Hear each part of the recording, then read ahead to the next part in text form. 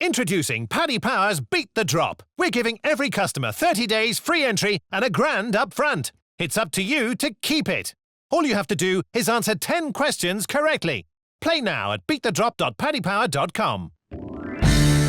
Hi there, a warm welcome to the Racing Post Weekend Postcast. I'm Bruce Millington, and joining me this weekend to look ahead to yet another fantastic Saturday are Tom Collins and Graham Rodway from the Racing Post, fine judges both, and also the legendary Niall O'Reilly from Paddy Power, who's got all the odds and hopefully plenty of winners as well. The focus is at Cheltenham. We've got the Caspian Caviar Gold Cup, also got a really high quality hurdle.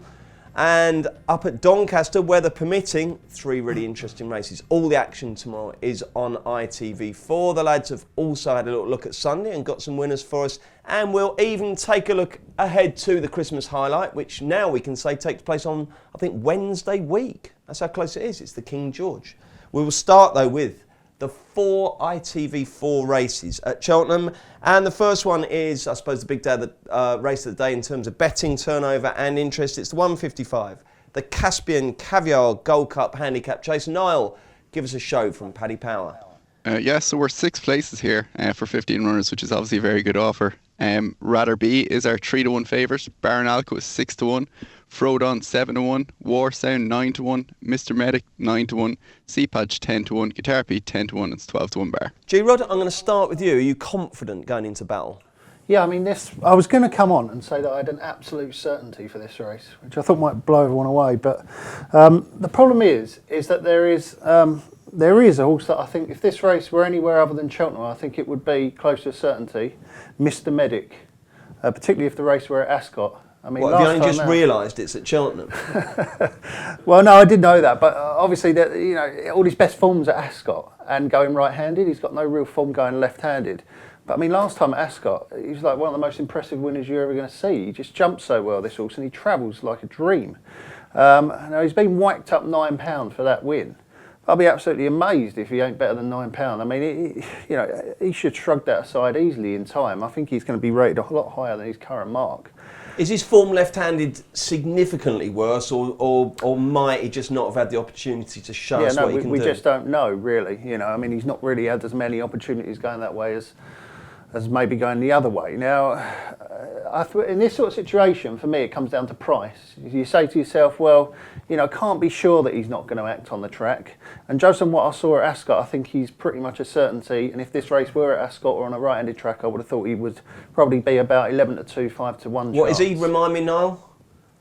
Sorry, what was that? Mr. Medic. He's 9-1. 9-1, G. Or 6 places, 15 runners. So then you go to yourself, well, the price is right, isn't it? Yes, we don't know if he's going to act on the track, but that is factored into the price. You're getting what I would say almost double the price. I would have him around 11-2 if it was at Ascot 5-1, and you're talking about 9 or 10-1. So I'm happy to take a chance on Mr Medic, provided it doesn't absolutely pour down. It's probably worth mentioning that. Yeah, there is a lot of rain coming in, isn't there? There's There's snow up north. That's why we've got the inspection, I presume, at Donny. It's all happening, isn't it? So I mean, it is Cheltenham, and I mean the old Norwegian website saying 6 mils. Now, if it's 6 mils between 12 and 6, which is what it's saying, then that'll be all right, won't it? It's not going to change the ground that much. So, good ground be fine for Mr Medic. He doesn't want soft ground. He travels beautifully. If it does go on the soft side, I'll give a shout out to Castet, a massive price. He's been running really well over further, and looks like he might be suited by a dropping trip and light soft ground. That'll bring his stamina into play over the distance. But is there any chance you could give us a live Twitter update tomorrow, having seen what the rainfall is? What's your Twitter handle, G-Rod? Yeah, at Graham Rodway. Yeah, Graham Rodway. Okay, so if you follow Graham, which you should do anyway, he'll tell you whether his confidence in Mr Medic is still the same once he's seen how much rain they get. Is that all right? Yeah, absolutely. Great. Done? Done. Tom? Paul Nichols has won 4 of the last 9 runnings of the race. He's got Frodon. He won the race in 2016. But although he's prolific, he's got a lot of weight and is probably going to struggle, I imagine, tomorrow. He was second to Baronalco in the Bet Victor Gold Cup last time out. Those two obviously run again and face each other. But there's one from that race that is going to win this race that didn't win the Bet Victor Gold Cup, which is Rather Be. I know he's 3-1 favourite, but he travelled. Boring. No, it's not boring. No one will be complaining when a 3-1 win, I'll tell you that. He travelled really well last time. So many of them travelled well in that race, and there was about a million hard luck stories, weren't there? Melee, wasn't he? Yeah, he got brought down behind Baronalco. And at the time, I remember I backed Baronalco in running, and when they all came down, I know you celebrating. You better not have celebrated. You shouldn't really, but inside, no, you shouldn't. just sort of sit there and go, oh. That's terrible, G-Rod. I remember you going, yes! My opinion is you went down then. So come on then, why is Rather Be going to be the hard luck story that's going to come right this time? Well, he would have won the Bet Gold Cup. I mean, he was travelling all over the winner. I started counting my money four from home when he unfortunately got brought down. He's better at the weights with Frodon and Baronalco, two main market rivals. He goes well fresh, but I mean, he didn't really have a hard race. Obviously, he wasn't asked when being brought down last time. He's just well handicapped and the best horse in the race, I think. Okay, and Niall, what's your view? I'm very keen on Full Glass here for Alan King. Though I'm slightly worried about the grain if they don't get the rain on time for the race. He ran a massive race in stable debut last year at Ayr, travelling really well, jumping really well before finishing a good third. With the likes of Romanda Sanem and Guitar Pete a long way behind, who obviously will reoppose here. He returned this season at Haydock on Betfair Chase Day in a conditions race where he just looked massively up against it. It conceded plenty of weight, the horses who were actually rated higher than him. He was still banging contention 3 out, just about a length off the lead when he fell. It was more of an unseat than anything. And as people know, the fences at Haydock that day were obviously a bit stiff apparently. Crucial Role, who he would have beaten a long way in that race had he stood up, came out in 1 by 9 lengths at Uttoxeter the other day, so that form looks really strong. Off the opposition, I respect Baronalco, though I thought the bet Victor just fell apart a bit. I don't particularly trust Rather Be for no particular reason, but he has to have a big chance. But yeah, I'm just left with Full Glass. He's 14-1, which looks a good price. If it was a light bet with PP with the 6th place, I'd definitely be steaming into me tray. Okay, Full Glass, Mr Medic and Rather Be. They're the tips for that race. 2:30 at Cheltenham, the Albert Bartlett Novices Hurdle. Take it away with a show, Niall. Yeah, so Do Pretenders are 9-4 favourite. I Charlie is 11-4. Supremely Lucky is 11-2. Danny Whizbang is 15-2. Rock Point 15-2. Rocco 8-1. 14-1 bar. And who will win this? Tom Collins.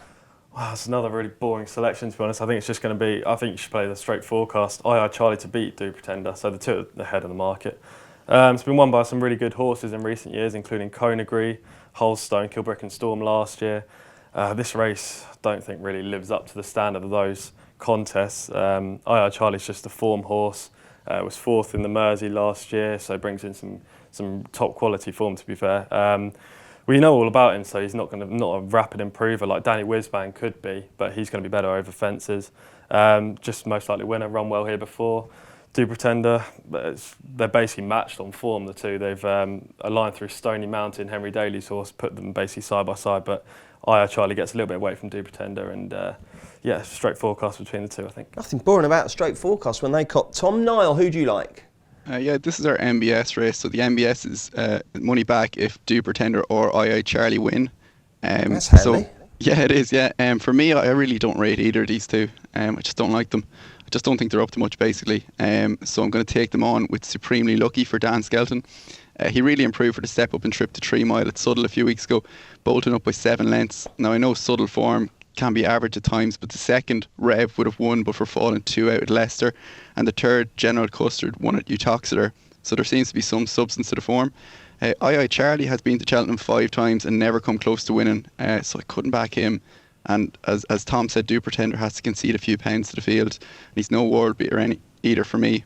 So yeah, that just leaves me with Supremely Lucky, and given the MBS, I'd definitely back him. Okay, and that money back special available at paddypower.com or on racingpost.com or the Racing Post app.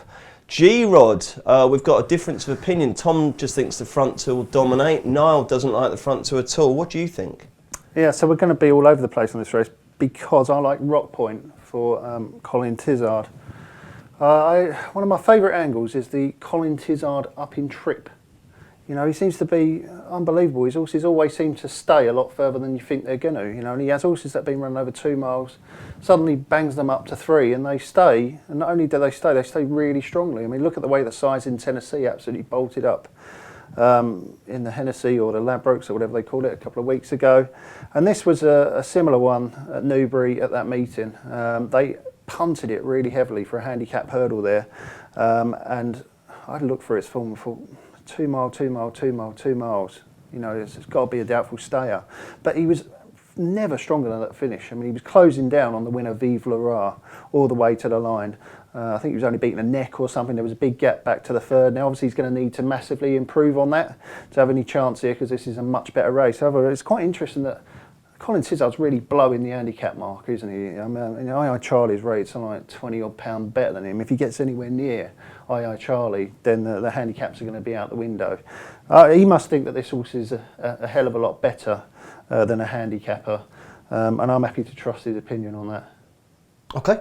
Right, the Star Hurdlers take centre stage at 3:05. It's the Unibet International Hurdle. Some very familiar names, some up-and-comers as well. Fascinating betting heat this. Niall, what's the latest? Yeah, it is. Somerville Boys are 5-2 favourite. We Have a Dream is 9-2. Brain Power 6-1. Old Guard 13-2.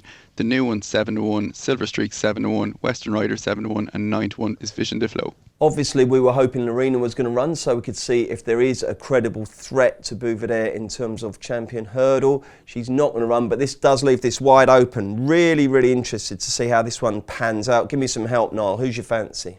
Yeah, I know Somerville Boy was very disappointing last time. Though I thought he was up against it before that race on reappearance, and the fact it went slow early wouldn't have helped him at all. The key to him is actually getting him to settle, which he only did twice last year when getting the fast pace he needed at Sandown and Cheltenham. With the New One and We Have a Dream in here, who I think is going to go off in front, I think you look fairly sure to get a fast pace, which is exactly what he needs, as I said. I think I heard you saying actually you backed him for the champion hurdle. I've actually just backed him today myself, as I think that a lot race, bigger price than I got, no doubt. What'd you get? 16. It's not great, but I just think that race should set up for better than any other, because once he gets that fast pace, it just really helps him. I think he'll end up being half the price if he wins tomorrow, which I think he will. Okay, interesting. That's good. That's rekindled my faith in my Somerville Boy bet. And he was so impressive in the Supreme, wasn't he, G-Rod? Are you going to go with him or look elsewhere? Well, I mean, you know, I was just about to say, no, well, you'd be absolutely itching to lay Somerville Boy at the sort of price that he is here. It was such a bad comeback run, wasn't it? Oh, I mean, he was never in it. I mean, I know that there's bad runs, but I mean, this was an absolutely abysmal run. I mean, he was never jumping with any fluency, and jumping has been a problem before, hasn't it? I mean, he to be fair to him, he did produce an amazing performance to overcome that mistake. Was it 2 out in the Supreme?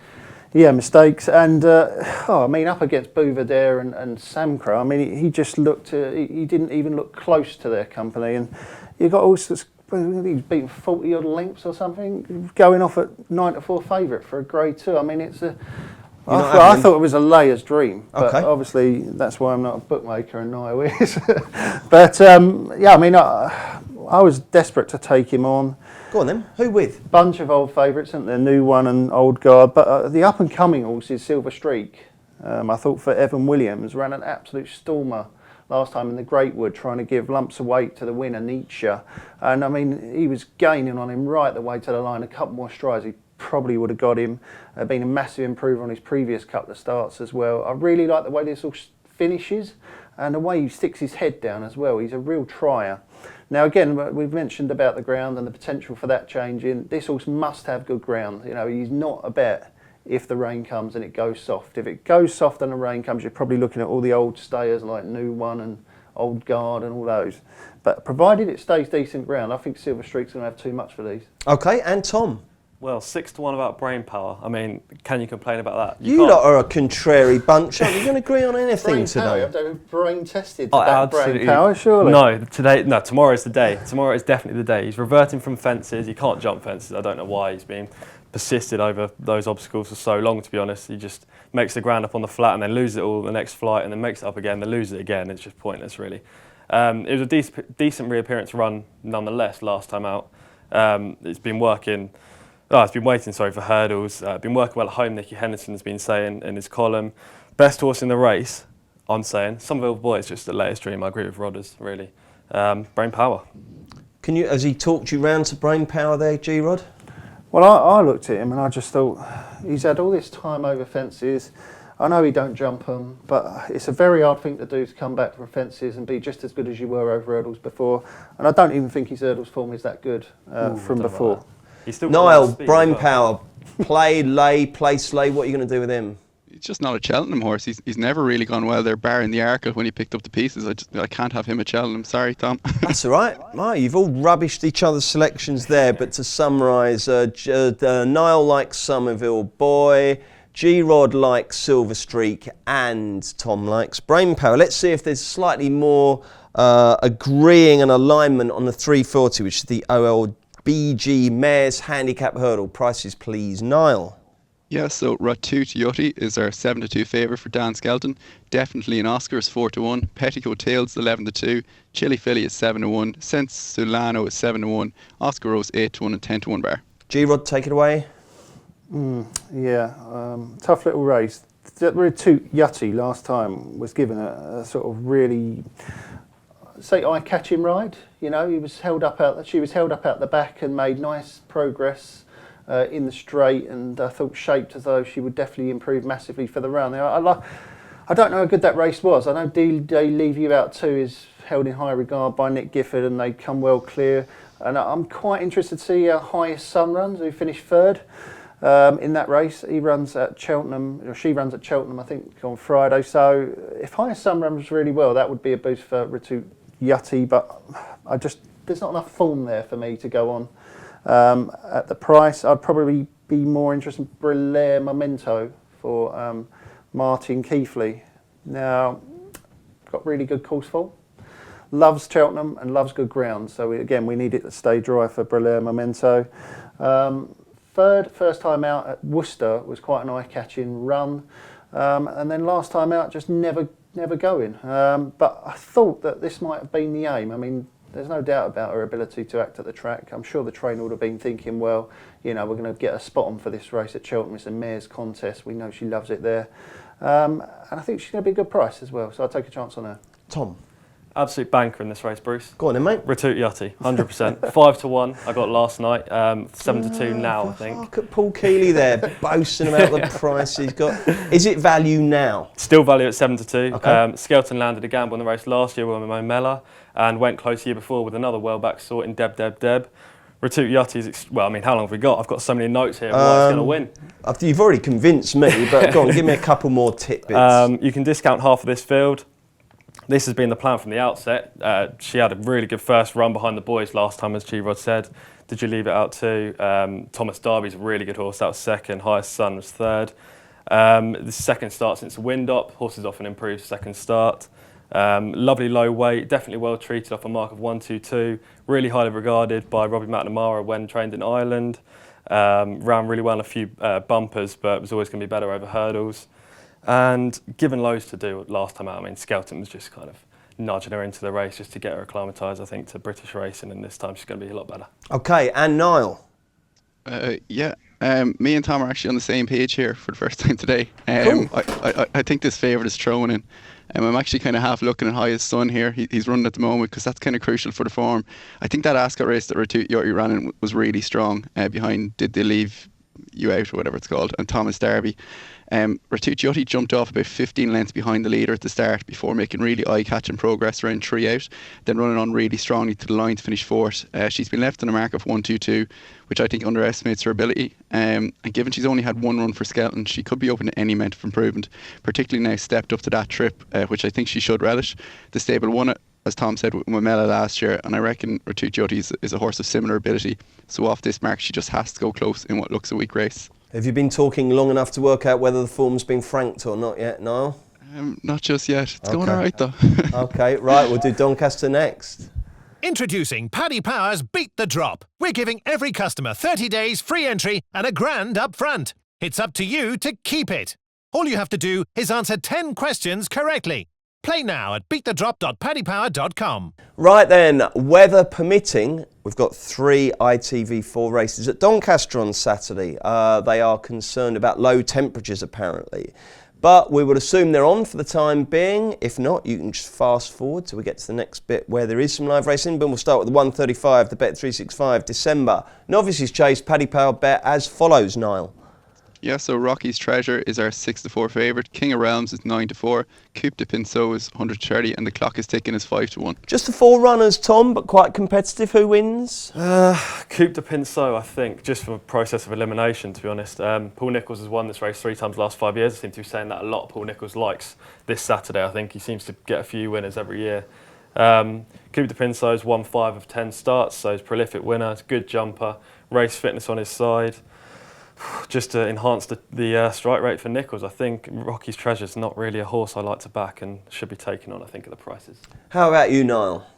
Yeah, I really like King of Realms. Now, he's a small bit defined with Rocky's Treasure in the figures, given what he achieved over hurdle. But just watch this lad jump. He's just a complete natural over his fences, and I think he'll reach a new level of form this year.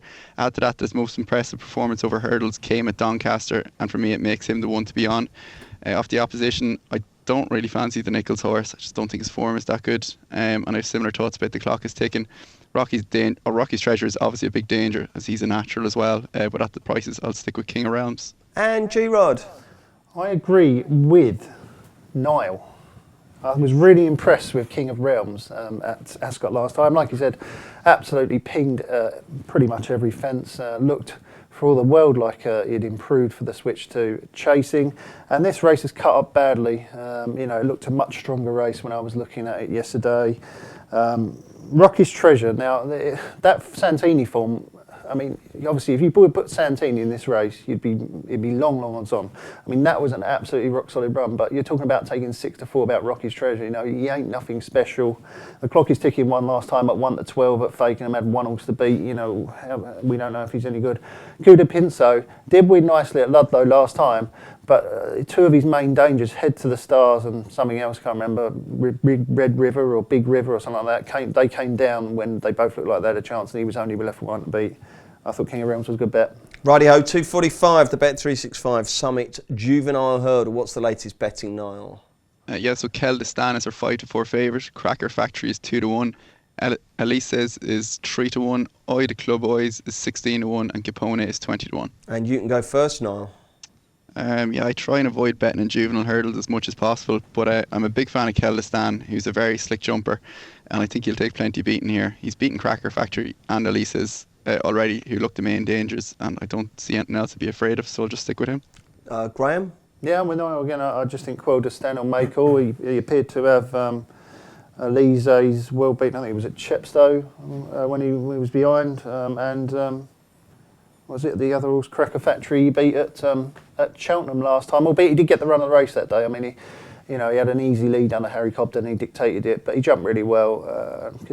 See him doing the same, really. Have we got total agreement here, Tom? For the first time, we actually do, yeah. Hey. Kel de Stan should win, really. Another winner for Nichols, hopefully.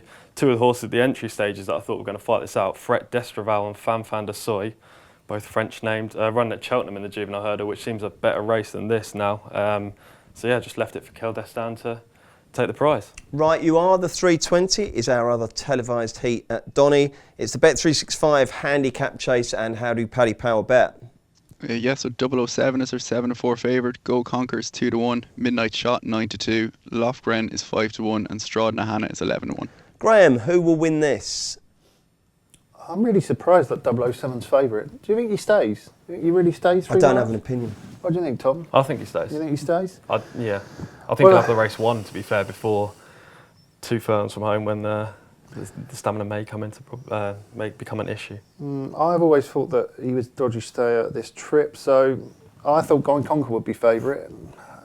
He ran a cracker last time at Ascot in a race that he won last season behind, I think it was Traffic Fluid. Do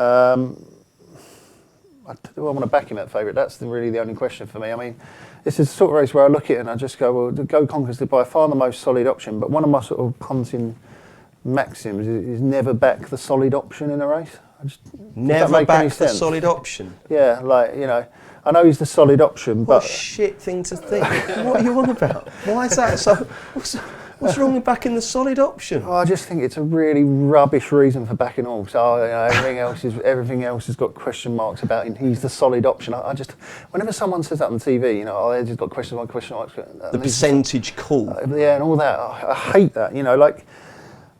The problem with the solid option for me, and I'm going to try and explain myself here, Please is do, that because you haven't succeeded so far. is that the handicapper is always going to know everything that he needs to know about the solid option because he's the solid option. You know, he always runs his race. He's tough, reliable, consistent.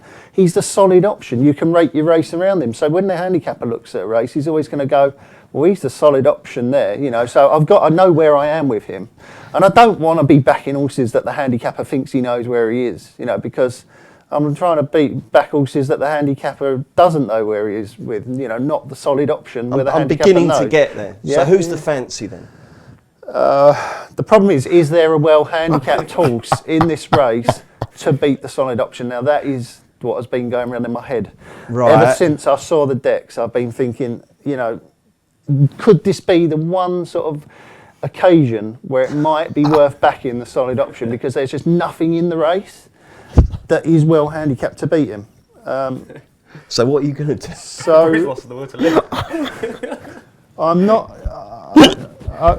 I think the solid option will win. ITV, come and get him.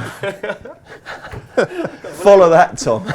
Yeah, well, I don't know if I can follow that, to be fair. I'm just going to wrap it up quickly and say I think 007 wins. Hard held, record fresh, won 3 times, finished 5th and 3rd the other 2 times, back to a nice rating of 147. First run since a Windot, which should improve him, and wins hard held. And Niall. Sorry, just picking myself up off the floor here. Yeah, this looks awful. I can't really find much of an angle. The gap between Go Conquer and 007, it just looks too big with some firms. There's 11-4 and sorry. Yeah, look, I'm going to go for Go Conquer. He looks a solid option to me. Let's move on. Right, it's time for the roundup. Oh my goodness me. We've got the rest of John and the rest of Donny. We've got Hereford, Newcastle, Wolverhampton, and we've got Fairy House. G-Rod, are you ready for this? Because quite often you're not sure whether they're running, which device you're looking at, how many you've got. Do you want to go first? Yeah, I think I'm ready. Yeah. How many have you got? I've got 2. 2. Away you go then. And I'm hoping that the rain comes at Hereford, so you have to keep your eye on the Twitter feed. But on the Norwegian website, we're looking at over 10 mils at Hereford, and if it does pour down there, I think it's already on good to soft, so it will go testing. And there's a couple that will really like it if it goes testing. One is in the Mares final of some sort. I'm not sure what sort of final it is, but it is a Mares final. It's the 110. It's called Misty May, who appears to have been laid out for the race by David Rees, who's quite a local trainer. She won nicely over course and distance on testing ground last season, running to an RPR of 120. She was racing off a mark of 108. Now he's got her back down to a mark of 105 here.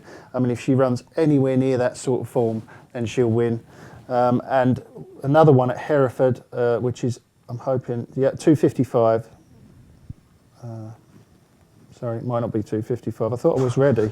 Yeah, sorry, it is 255. I was about to say this is the greatest recovery since Bryony Frost. You've unseated 3 out. Go on. Right, yeah, it's 255. It's another one that absolutely loves testing ground, called Late Shipment. Another one who handles the track, you know, really loves it. There's won 3 times over course and distance, wants testing ground. And again, I can't remember the form of this one, but I remember it winning a race and getting a massive Racing Post rating and then completely losing form. However, all of her or him, all of the recent form is on quicker going. So if it does come up testing, Late Shipment in the 255, but we do need the rain now. Okay, and Tom. Yeah, 2. Much like last week on the Postcast, there's one to watch for future and one to bet tomorrow. The one to watch for future is OK Corral in the 12:45 at Cheltenham. He comes out clear on the rating, so he'll probably go well tomorrow, but I won't be backing him. He's a big scopy sort. I saw him at Kempton in a novice hurdle, and he's probably the biggest and lengthiest horse I think I've ever seen. He's massive, so he's obviously going to improve for fences. Anything he did last season was a plus, and it's one for the rest of the year. And the one to back is Paramio in the 240 at Newcastle, because I love my sand donkeys, as people like to call them on Twitter. He's been hampered by wide draws recently, but he's definitely well handicapped. He was given a shocker 2 starts ago when coming insanely wide around the final bend, and then Adam McNamara unfortunately lost his reins as well. Bumped into one last time out, step up and trip suits, will win. Okay, great stuff. And Niall, how many have you got in your roundup? I have 3, but Tom's just put one of them up there in Parameo. Oh, lovely. We love a double. Yeah, that's just been really unlucky with the draw, as Tom said. I'll not repeat. I was just basically going to say exactly what he said. Yeah, I think that'll definitely win. Great. 12-10 Cheltenham. I quite like Cap Poley. I thought he went through the race really well behind Keldistan last time, and with that experience under his belt, I think he'll improve a lot, and I think he'll be a decent price in this field. If he is, I'll probably back him. In the 12.45, I really like the run of Jenkins at Cheltenham last time, and he looks overpriced against OK Corral here. I kind of like taking on horses having their first start over fences against ones with experience, and given OK Corral as favourite here, I'll take him on with Jenkins. Yeah, that's it. Lovely stuff. Well done, chaps. Let's get the naps. This will not be beaten. Graham Rodway. I was praying you were going to come to me first. Well, I am. Let's go for Silver Streak, 305 at Cheltenham. Tom. Ratut Yati, 340 Cheltenham. And Niall. Ratut Yoti, 335 Cheltenham, is it? Oh, was it 335? Sorry, yeah. Gone for a double, yeah? Yeah. You're going for that as well, are you, Niall? Yeah. Brilliant. Yeah. Love all that. Well done, chaps. Let's look at Sunday and the King George next. Introducing Paddy Power's Beat the Drop. We're giving every customer 30 days free entry and a grand up front. It's up to you to keep it. All you have to do is answer 10 questions correctly. Play now at beatthedrop.paddypower.com. Welcome back, Bruce Millington, Tom Collins, Graham Rodway and Paddy Power's Niall O'Reilly. We're looking ahead to Sunday's racing, which takes place at Navan and Carlisle and somewhere else. Where's the other meeting? Southwell, is it maybe? Can't remember. Anyway, there's nothing particularly incredible. There's a Grade 2 novice hurdle which was won by Next Destination and has been won by other decent beasts up at Navan. That's the 12.30, but I'm just going to throw this one over to the lads and see what they have come up with. And I'm going to start with Niall O'Reilly. Yeah, so the 12.30 Navan, I really like Rhinestone for Joseph O'Brien, who continues to be in such good form. He was an excellent bumper horse last year and looks very likely to improve a lot for this step up to 2.5 mile, as he always looked to stay extremely well in bumpers. I don't think the form of the likes of Easy Game and Magnum is up to a huge amount, so I think he'll be a good bet in this race. I reckon he'd be a backable price as well. Okay, lovely. Just the one? Oh, sorry, the 1 o'clock Navan. Yeah, I've begun to hate this horse with a passion, but I'll probably back Squator again and follow him fully over a cliff because I've lost a lot of money on him recently. The return to hurdles and the application of cheap pieces might spark him up, and if it does, he'd look really well treated off 134. In the 225 Carlisle... Hang on a sec, wait there. Graham, can sorry. you spell Squator? It's the hardest horse to spell in the world, isn't it? Go on, have a go. Q-U-O-U-E... T-E-U-R. You're just saying random vowels. Did I get it right? I think that could be right, you know. Incredible effort. What do I win? Nothing. You win this week's Postcast Spelling Bee. Sorry, you had another tip for us, I think, didn't you, Noel? Yeah, it's in the 225 Carlisle. Big River just jumped out at me here. I think he's very well handicapped over fences, and he's off the same mark over hurdles of 142. And with Blair Campbell taking off an additional £5, I think he'll go really well here. Tom, what have you got for us for Sunday, my friend? Just one. It's a Gordon Elliott newcomer. Well, I say newcomer. First up for the yard from Philip Hobbs, called Allez Bleu in the 235 at Navan. Elliott improves horses hand over fist, especially when they come from England and they go over to Ireland to face softer ground and easier races, potentially class, obviously not the amount of runners in the race. £11 lower than his peak rating. Peak rating over hurdles, and he's going to be running over fences here at Navan. He's much better than this. He showed that in the past, was rated far inferior than this mark, and should go close. Lovely. G-Rod, what's your Sunday best? Yeah, I'm quite confident about this one. It's in the 3 o'clock at Carlisle, Kilcullen Flem. All his best Flem? Kilcullen Flem. Yeah, Kilcullen Flem. For Phil Kirby and Adam Nichols, that well-known combination. Now, all his best form is left-handed. We've got a bit of the old Mr. Medic theory going on here. And he loves Hexham. However, he did run an absolute cracker at Punchestown at the end of last season when he was fourth in that 3 mile, 6 furlong chase that they hold there every year. And that was a really solid effort. So we know that he goes right-handed, and obviously Carlisle is right-handed. Now, they sent him off favourite on the back of that first time up at Hexham, back at his favourite track. And he travelled quite well into the race, but I'm convinced he was in need of a run. He faded quite badly late on, and I think he'll strip a lot fitter for that this time. He likes a stiff test, 3 mile, 2 furlongs up. That uphill finish will really suit Kilcullen Flem. Great stuff. Thank you, chaps. Now then, let's quickly, before we finish, look ahead to the King George, because it's only 12 days away now. What's the latest betting, Niall? So Might Bite still heads our market 11-4, Politologue is 5-1, Waiting Patiently 11-2, Thistlecrack is 6-1, Bristol Might 13-2, Native River 7 and 10-1 bar. Tom, where's the value? Native River, I think. I don't know. Look, at this early stage, I'd say it's early stage. I mean, it's not that far away, to be honest, but I've been looking at other races, and just looking at this race, I just think I can't wait to watch it. Not have a bet, just watch it. It's going to be an absolute thriller if they all turn up. You're going to watch and savour rather than bet? Well, I don't know about that. But right now, I'm not sure about the bet. I won't be betting anti-post. If anything, I'll just bet on the day and have a little watch, a bit of interest on the day. But Native River is a horse that I love. Beat Might Bite at Cheltenham when I was there, and I was on Might Bite actually, and just fended him off, all heart, all determination. Sensational race, that one, a great race. Fantastic race, yeah. And I think, was it 7-1? Yeah, I think he's a good bet at 7-1. Tom likes Native River. G-Rod, who do you like for the King George? Oh, I don't know if he's going to run, but I mean, the most exciting horse for me in Britain over fences is Waiting Patiently. If they can get him back to his best form. I mean, when he won that race at Ascot last season, it was so impressive. The way he went through that race, jumps beautifully, and I can just see him tanking around that course. Is really going to suit him. Now, the problem is, obviously, we haven't seen him for ages, and I think there is a little bit of doubt about whether he's going to get there. But if he gets there in one piece, and he is in top form, I'll be surprised if anything can beat him. And Niall? Yeah, like Graham, I love Waiting Patiently, but it'll just take a massive training performance to get him there and win that race. The one to probably back is Politologue for me. He obviously ties in pretty closely at Waiting Patiently from 2 years ago, I think, when they ran against each other. He seems to be improving, and the step up and trip, yeah, he jumps really well as well. That's another thing. But yeah, Paul Nichols and the step up and trip, he obviously does so well at these type of horses, and he'd be the one for me. I really like James Pyman's case that he made in the Racing Post today for Bristol de Mai. Just, he thinks that the Haydock thing's a little bit overplayed. He thinks second time out the horse's record is great, and he really likes him. So can't wait for that. That is going to be an absolute cracker. Right then, weekend plans. Thomas, where are you? Working both days. Yeah? Yep, so watching the racing and working at the same time. Lovely. G-Rod? Yeah, now I'm having a bit of a battle with the missus, because I really want to go to Cheltenham, because on Sunday I'm at Blenheim Palace for some sort of Christmas light show they do there that my sister tells me is fantastic. I mean, she used to live in Gloucester, so I'm already going to be down that way. So I'm trying to tag on Saturday at Cheltenham and stay over. But of course the problem with that is that I live right east and Cheltenham is right west. It's a long distance.